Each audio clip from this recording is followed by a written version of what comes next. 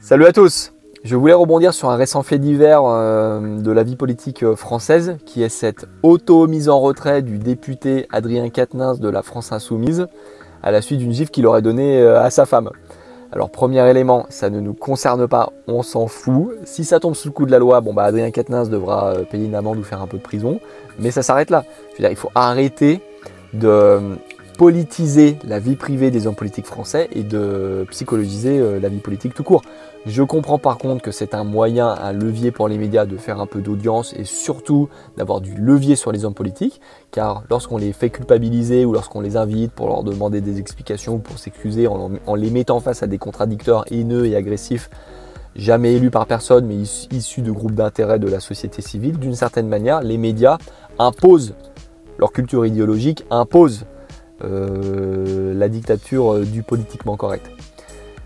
Autre élément, beaucoup de médias de journaux et d'articles que j'ai lus récemment sur le sujet partent du principe que les femmes sont forcément des victimes. Alors je vais modestement rappeler cette petite évidence, les femmes sont aussi des êtres humains, c'est-à-dire que certaines d'entre elles sont aussi capables d'exercer des violences et de générer beaucoup de souffrance, et parfois une gifle peut aussi être un moyen de se défendre.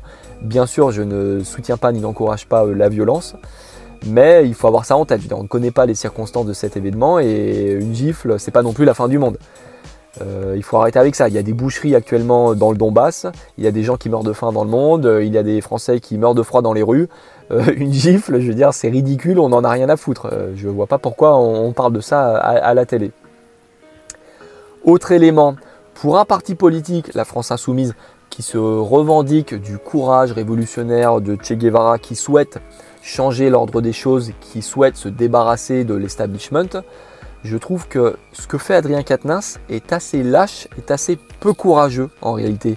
Car pour changer les choses, il faut aussi avoir le courage d'affronter les médias, il faut aussi avoir le courage d'affronter cette dictature du politiquement correct. Or, en faisant ça, Adrien Quatennens se soumet à la dictature du politiquement correct. Comme il a peur que cette gifle qu'il a donnée crée une mauvaise image de lui parce que amplifiée et présentée d'une certaine manière par les médias, elle peut potentiellement bien sûr détruire sa carrière, le décrédibiliser. Et ça démontre ce que je disais dans une de mes précédentes vidéos, c'est-à-dire que les médias sont tout puissants en France, ils ont la capacité de soutenir ou bien de détruire des hommes politiques, de mettre en avant certains sujets et de ne pas parler d'autres sujets. Les médias sont un des pouvoirs politiques, si ce n'est le pouvoir politique aujourd'hui en France. Et Adrien Quatennens, en faisant ça, s'y soumet.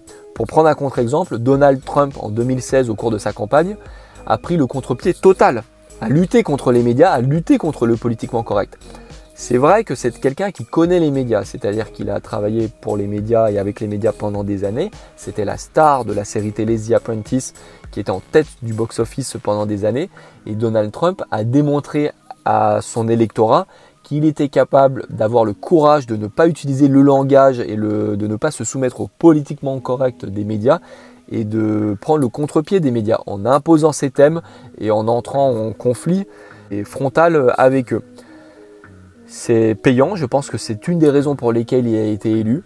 Et tout ce que je vois, c'est qu'Adrien Quatennens ne fait pas ça, c'est que la France Insoumise ne fait pas ça.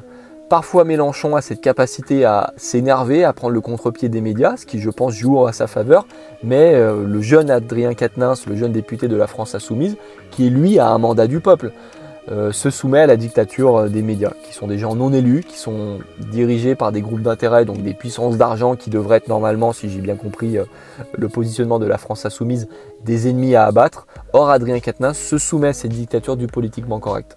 Voilà, c'est terminé. Si vous avez aimé cette vidéo, si vous avez aimé ces idées, si vous voulez qu'on en discute, vraiment n'hésitez pas, faites-moi un commentaire. Je vous souhaite une excellente journée. À très bientôt.